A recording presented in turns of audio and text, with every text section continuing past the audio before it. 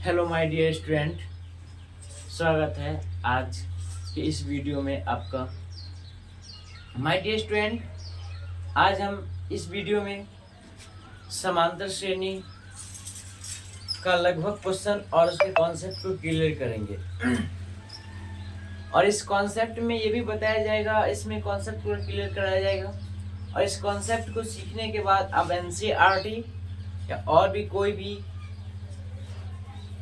Brand का book के question को आप सॉल्व कर सकते हैं। तो आपको इस पूरे वीडियो के अंत तक बने रहना है, क्योंकि अगर आप बीच में मिस करेंगे तो कुछ भी टॉपिक छूटेगा तो वो आपको फिर समझ में नहीं आएगा, तो फिर आपसे क्वेश्चन नहीं बनेगा।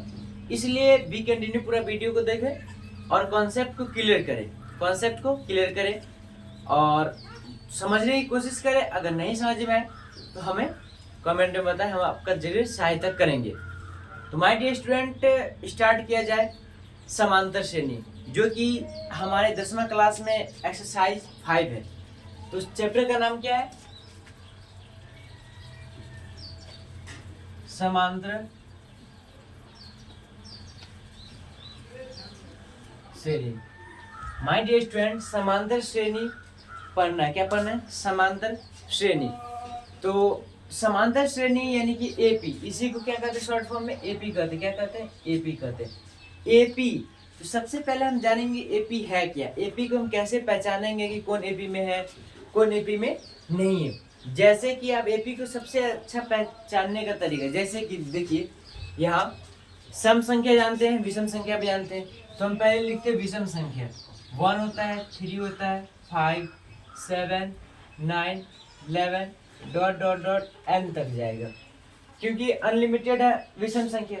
तो माय डियर स्टूडेंट, यहाँ ये ध्यान देना है कि ये विषम संख्या, ये क्या है? विषम संख्या है। अब ये एपी में है कि नहीं है?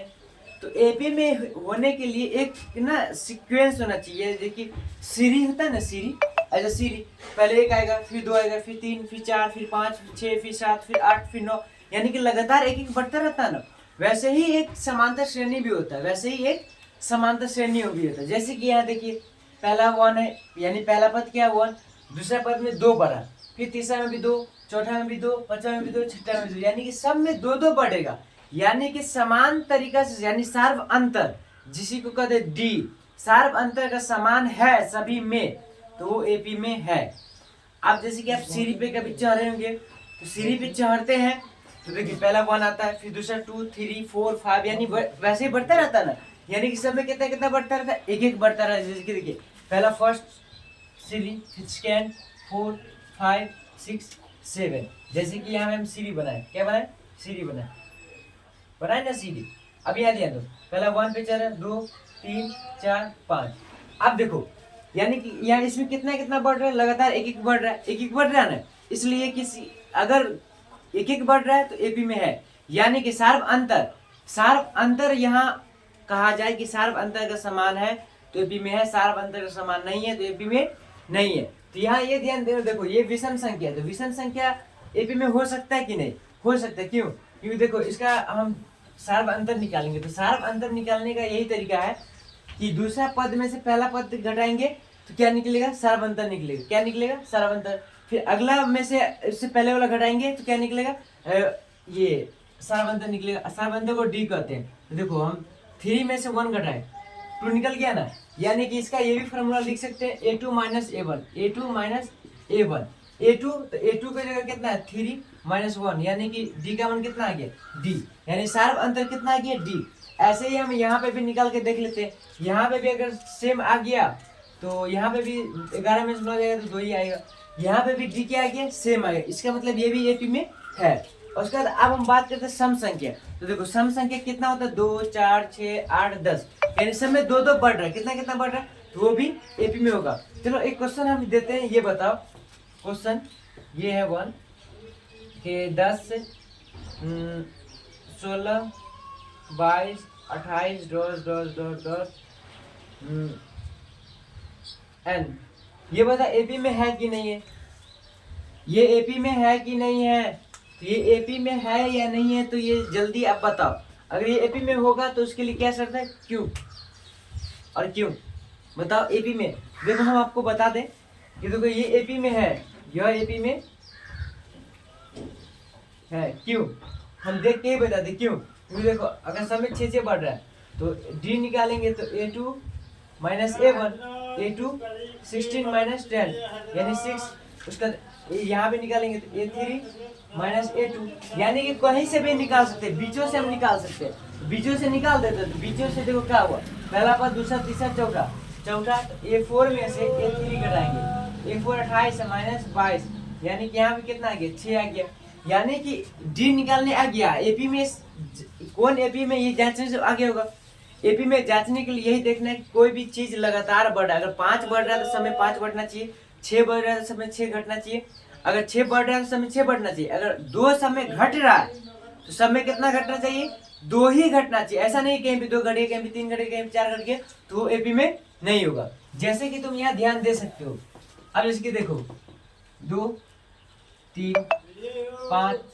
7 9, अब यहाँ ध्यान दो ये सब तो एपी में है, जैसे ही अब हम देखो सम संख्या विषम संख्या क्या है, एपी में है। अब हम बात कर दे अभाज्य संख्या या भाज्य संख्या, तो ये दोनों एपी में, ये ना भाज्य ही संख्या एपी में होगा ना अभाज्य संख्या ही एपी में होगा। देखो भाज्य संख्या सबसे छोटी भाज्य संख्या कितना 2, 2 के बाद 3, 3 के बाद 5, 5 के बाद 7 11। अब यहाँ देखो अभी इतना ही तक हम लिखे थे, देखो एपी में नहीं होगा, क्यों नहीं, क्यों एपी में नहीं होगा, देखो पहला ए कितना है 2, और दूसरा कितना है 3, और चौथा 5 और 7। अब देखो और यहाँ ध्यान दो, ये पहला कितना है 2, फिर कितना बढ़ा 1 बढ़ा, फिर कितना बढ़ गया 2 बढ़ गया, फिर कितना बढ़ गया 2, फिर डायरेक्ट कितना बढ़ गया 4 बढ़ गया, ये एपी में होगा, तो ये एपी में नहीं होगा। अब समझ में आ गया। उसके बाद अब ये तो क्या था, ये अभाज्य संख्या, क्या था ये अभाज्य संख्या। उसके बाद फिर किस पे बात करेंगे हम, भाज्य संख्या। किस पे, भाज्य संख्या। तो भाज्य संख्या क्या होता है, तो भाज्य संख्या होता है, देखो सबसे छोटी भाज्य संख्या 4, 4 के बाद कौन, तो भाज्य संख्या किसे कहते हैं, वैसी संख्या जो एक और खुद के अलावा किसी और से विभाजित हो रहा है उसे क्या कहते हैं हम, भाज्य संख्या कहते हैं। अभाज्य संख्या वैसी संख्या जो एक और खुद के अलावा किसी और से न कटे उसे क्या कहते हैं, अभाज्य संख्या कहते हैं। तो भाज्य संख्या पहले क्या होता है 4, 4 के बाद क्या आएगा 6, 6 के बाद 8, 8 के बाद 9, और 9 के बाद 10, 10 के बाद 12। अब यहाँ ये ध्यान देना है कि देखो पहले सब सोच के लिए 2 बढ़ा, 4 बढ़ा, 6 बढ़ा, इतना ही देख के नहीं से बोल देना कि एपी में। उसका आगे देखो, आगे 21 बढ़ा है, उसका फिर 10, फिर 12, फिर उसका देखो 13, 14, फिर 15 आ गया, फिर यहाँ पे भी 1 बढ़ गया। तो यहाँ पे देखो 1 2 देख के नहीं देखना, मैक्सिमम में देखना है कि पूरा में कितना होना चाहिए, पूरा में सार्वंतर यानी डी का मान क्या होना चाहिए, सेम होना चाहिए। अगर सेम नहीं होगा तो वो डी का मान सेम नहीं, मतलब एपी में वो नहीं होगा। तो देखो अभाज्य संख्या और भाज्य संख्या ये एपी में नहीं है। अब ये जब समझ में आ गया उसके बाद अब देखिए ध्यान दो, यानी कि देखो अभाज्य संख्या और भाज्य संख्या एपी में नहीं होगा। अब हम एपी का अब कुछ क्वेश्चन पे आते हैं, जैसे कि दे देगा ए और डी दे देगा, आपको कहेगा अगला 4 पद निकाले, ए और डी दे देगा और उसको कहेगा आपको चौथा पद निकाले, 5वां पद निकाले। तो कैसे निकालेंगे, जैसे कि देखो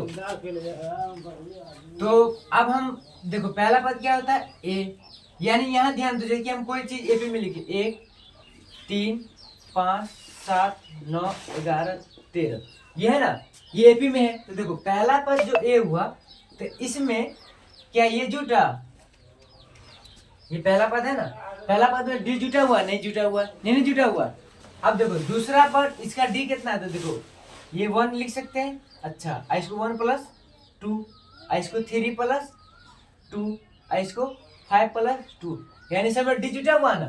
अब देखो पहला पद में तो डी नहीं जुटा हुआ है तो इसमें डी नहीं होगा। दूसरा पद जैसे निकालेंगे तो ए प्लस, इससे पता कर डी जुटा हुआ एक ठो ना, तो एक डी A3, तो देखो A3 में कितना डी जुटा हुआ 2 डी। अच्छा A5 A4 में कितना A5 क्यों, आप देखो एक एक डी सब में कम का है, देखो ए इसमें डी तो है नहीं, A2 में कितना A + D, क्यों, अब इसमें A + D का है एक कम का, कि पहला पद में डी नहीं जुटा हुआ।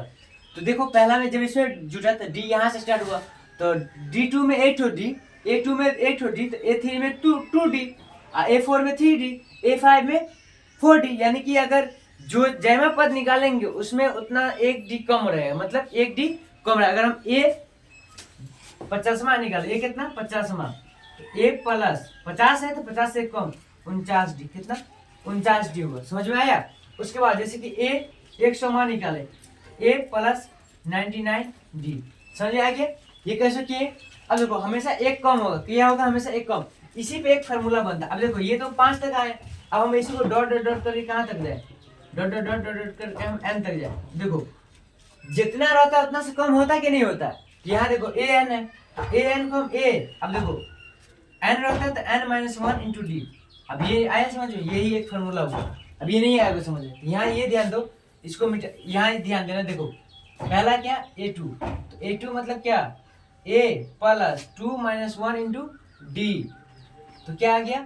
अच्छा a प्लस 3, a3 निकालते, a plus 3 D, a4, a plus 4 minus 1 into D, a5, a plus 5 minus 1 into d. अब देखो वैसे ही ना लिखते हैं। अब यहाँ ए एन है, क्या है ए एन, तो a plus n minus 1 into d. अब आया समझ में, ये फार्मूला कैसे है, इससे हम एनवा पद या कोई सा भी पद निकाल सकते हैं। जैसे कि आप कोई भी दे देगा। अब हाँ इसमें जैसे कि आयत का क्षेत्रफल या परिमाप निकालने के लिए क्या इंपॉर्टेंट होता है, लंबाई गुणा चौड़ाई। तो इस समांतर श्रेणी में ए और डी बहुत ही इंपॉर्टेंट है। अगर ये दोनों आपको मिल जाए तो आप किसी भी क्वेश्चन का धज्जिया उड़ा सकते हैं। समझ में आ गया। तो अब हम कुछ ऐसे क्वेश्चन पे बात करते हैं जो ए और डी दिया रहेगा, आगे का 3 पद निकाले, इसी पे हम आप बात करेंगे। तो ये आगे समझ में। अब हम आते हैं क्वेश्चन सब पे, किस पे, क्वेश्चन। माय डियर स्टूडेंट, आपको शायद ए भी पहचानने आ गया होगा, कौन एपी में कौन एपी में नहीं है।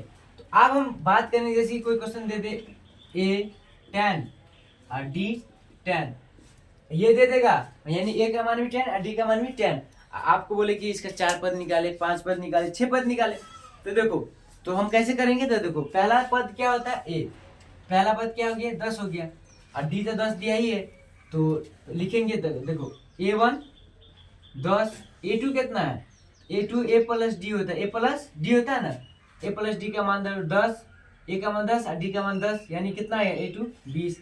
a3 निकालते हैं, a3 क्या होता है a प्लस, a3 है ना, तो एक डी कम होगा 2d। तो देखो a का मान 10, ये 2 गुने डी का मान 10, यानी 10 प्लस 10 दूना 20, यानी कि a3 का मान 30 आ गया। a4 निकालेंगे तो a4 कैसे आएगा, a4 a प्लस 4 है तो 3d होगा, कितना डी 3d। तो देखो a का मान 10 3 और डी का मान 10, यानी कि 10 प्लस 30 इज इक्वल टू 40।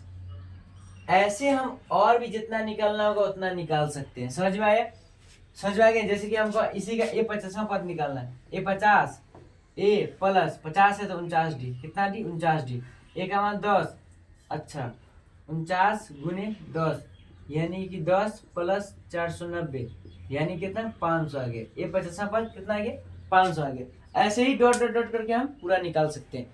अब समझ में आ गया। उसके बाद अब हम कुछ ऐसे क्वेश्चन के बारे में बात करें, ये एपी में समझ आ गया। अब देखिए ये भी दे देगा कि कोई संख्या एपी में किस में है, एपी में किस में है, एपी में है। जैसे कि कोई चीज एपी में है और उसको ना तुम्हें देखिए, ये देखो ये 10 8 प्लस में 8 6 4 2 0 -2 -4, ये एपी में, किस में एपी में। अब इसका कह देगा कि आपको ना ये डी निकाले, क्या निकाले डी निकाले। तो इसका डी हम कैसे निकालेंगे, तो डी निकालने का शॉर्ट फॉर्मूला है, तो डी इज इक्वल टू, देखो इसमें a1 कितना है, a1 10 a2 8। अब बताओ डी निकालते थे, D a2 minus a1, a2 का मान 8 माइनस 10, यानी डी का मान कितना आ गया -2 आ गया। D is equal to -2, d का मान कितना आ गया -2 आ गया। तो यहाँ डी का मान निकाल, जब डी का मान तुम निकाल लोगे इसमें कहेगा 2 पद और निकाले, कितना पद, इसके आगे जितना पद निकला हुआ ना उसमें 4 पद और निकाल दे, 3 पद और निकाल दे, 4 पद और निकाल दे। तो हम कैसे निकालेंगे, देखो पहला a1 a2 a3 a4 a5 a6 a7 8, अब इसका जो 3 पद निकले a9 a10 a11 निकलेगा। तो ठीक है a9, यानी कि कितना निकला 3 6 8, a9 निकालेंगे कितना 9, ए 9 का होगा तो ए प्लस 9 है 8 डी होगा, कितना 8 डी। ए का मान कितना है भाई, तो ए का मान इसमें है 10, ए का मान 10, अच्छा 8 और डी का मान -2, समझ में आया। 10 8 दूना -16 यानी कितना आ गया -6 आ गया, कितना आ गया -6। अच्छा ए 10 निकालते हैं, ए 10 क्या होगा ए प्लस 9d होगा, क्या होगा ए प्लस 9d होगा। तो ए का मान कितना 10 9 -2 यानी कि 10 -18 यानी कि -8। ऐसे ही आप और भी आगे निकाल सकते हैं। अब ये समझ में आ गया होगा। उसके बाद कोई भी है जैसे कि आप इस टाइप का एक क्वेश्चन और दे देते हैं, वो भी हम एपी में है कि नहीं उसका जांच करना है। तो वो जैसे कि क्या था 1 का स्क्वायर 5 का स्क्वायर 7 का स्क्वायर 73 डॉट डॉट डॉट, ये आपके बुक का एनसीईआरटी का क्वेश्चन है। ये बताओ इस क्वेश्चन को हम कैसे मतलब कि हम जानेंगे। पहले तो ये बताना है एपी में है कि नहीं। अगर ये एपी में है तो इसके आगे के 3 पद निकाले, तो कैसे निकालेंगे। तो देखो 1 का स्क्वायर 1 का स्क्वायर 1 हो जाएगा, 5 का स्क्वायर 25, 7 का स्क्वायर 49 और 73 डॉट डॉट डॉट। तो डी निकालेंगे, क्या एपी में होने के लिए जांच करेंगे डी। देखो a2 माइनस a1, तो a2 कितना 25 -1 यानी कितना आ गया 24। एक बार और देख लेते हैं, डी इधर भी निकाल के, तो डी a4 माइनस a3 कर लेते हैं, a4 कितना है 73 -49 यानी कि यहाँ भी 24 आ गया, यानी कि ये एपी में है। जब ये एपी में है तो ए का मान कितना है, ए का मान ए और डी का मान 24। तो a4 है a5 निकालो, a5 निकालने के लिए a5 इक्वल टू a5 निकालना है, a प्लस 5 निकालना है तो 4d, एक कम डी। तो देखो a का मान कितना है, a का मान 1, अच्छा 4 और d का मान 24 से कितना होता है 96, कितना 96। ये d का मान कितना है 97। a6 निकालना है तो a6 यानी कितना a plus 5d, a plus 5d। a का मान कितना लिखेंगे, a का मान 1 और d 5 का मान d का मान 24, तो 1 प्लस 24 में से 120 यानी कितना आ गया 121 आ गया। अब माय डियर स्टूडेंट ये भी समझ में आ गया होगा कि कोई भी क्वेश्चन को हम एपी के है एपी में हम कैसे निकालेंगे। और एक और बात, अभी जिस फार्मूला को हम प्रूफ किए थे उस फार्मूला से हम एक और क्वेश्चन टाइप का सीखेंगे। जैसे कि वो ये था, वो क्वेश्चन ये जैसे कि दो अंकों की